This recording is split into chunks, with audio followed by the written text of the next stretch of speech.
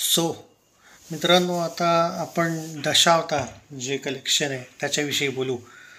हा वीक जो आहे दशावतारसाठी इतका जबरदस्त आहे. मी बघत होतो याचे शोज महाराष्ट्रात जॉली LLB पेक्षाही जास्त मुंबई वगैरेमध्ये आहेत. बऱ्याच ठिकाणी आहे, फक्त मुंबईची बात नाही करत आहे मी.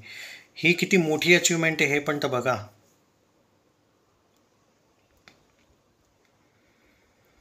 एनिवे, चला तर दशावतारचं कलेक्शन जे काल किती झालं आणि आता शुक्रवार शनिवार रविवार पुन्हा येणार आहे. हे पहा, यावेळेला तर जास्त शोज मिळत आहेत चित्रपटाला. काय धमाका होईल तो विचार करा.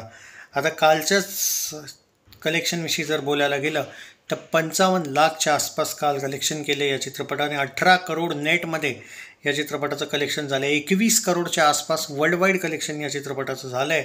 उद्या परवामध्ये आपण एक्सपेक्ट करू शकतो की एखादं पोस्टर येईल 21 ते 23 करोडच्या दरम्यान, कारण कधी कधी ग्रॉस जे कलेक्शन आहे कमी जास्त मोजलं जातं. आता बाय चान्स आजच काही 21 ऐवजी 23 करोड वगैरेचं पोस्टर आलं तर तुम्ही म्हणाल तर माझं ॲनालिसिस चुकलं असं नाही आहे. ग्रॉसचं जे कलेक्शन आहे ते थोडंसं मागे पुढे येतं. म्हणजे मी आत्ता 21 करोड म्हणतो आहे, पण 23 करोडचं पोस्टर आलं तर त्याचा अर्थ हा नाही आहे की डायरेक्टर प्रोड्युसरने वाढवून सांगितले आकडे किंवा मी कमी सांगितले, असं नाही आहे. ग्रॉसचं जे कलेक्शन आहे ते वेगळं असतं, नेटचं वेगळं असतं. आजच्या विषयी जर बोलायला गेलं मित्रांनो तर आज पण ऑलमोस्ट 50 लाखच्या वर हा चित्रपट करणार आहे. 50 ते 55 लाख कुठेच नाही गेले नेटमध्ये. म्हणजे जर वर्ल्ड वाईड ग्रॉसची कंपॅरिझन केली तर 22 करोड किंवा 24 करोडवाला आकडा आपल्याला बघायला मिळणार आहे. नेटमध्ये 20 करोड्सला टच करते हा चित्रपट.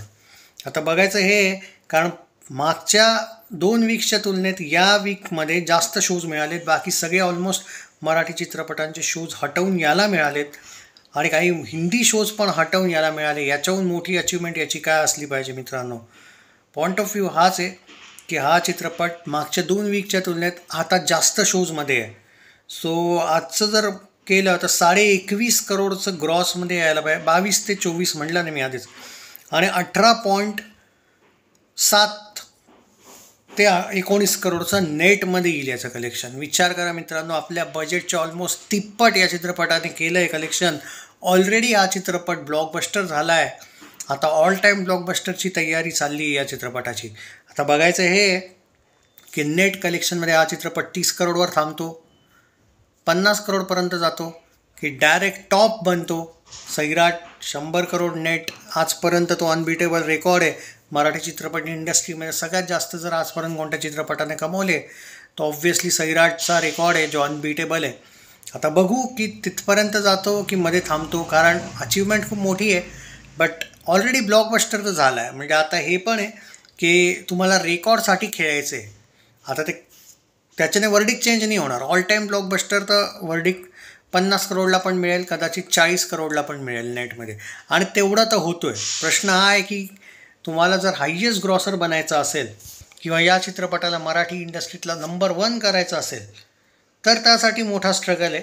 पण जर तुम्ही फक्त म्हणणार की यार आम्हाला फक्त ब्लॉकबस्टर पाहिजे, आम्ही खुश आहे, मग तुम्ही आजपासून जरी नाही बघितला चित्रपट तरी हा चित्रपट ब्लॉकबस्टर आहे.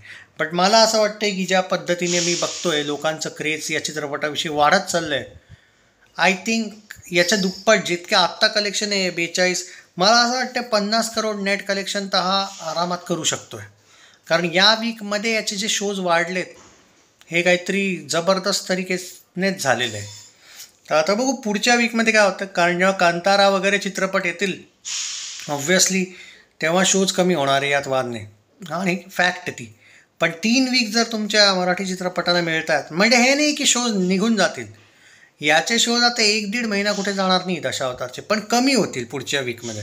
पण हा जो वीक आहे यात मागच्या वीकपेक्षा जास्त कलेक्शन याचे चान्सेस दिसत आहेत मला. बघू आता काय होतं. आजचं प्रेडिक्शन आहे माझं 50 लाख ते 60 लाख नेटमध्ये. बाकी उम्मीद करतो मी, आज एक्सपेक्टेशन आहे मला, काय म्हणतात त्याला, एकतर याने होप करतो आहे मी की आज एखादं पोस्टर येईल, याचं यायला तर पाहिजे.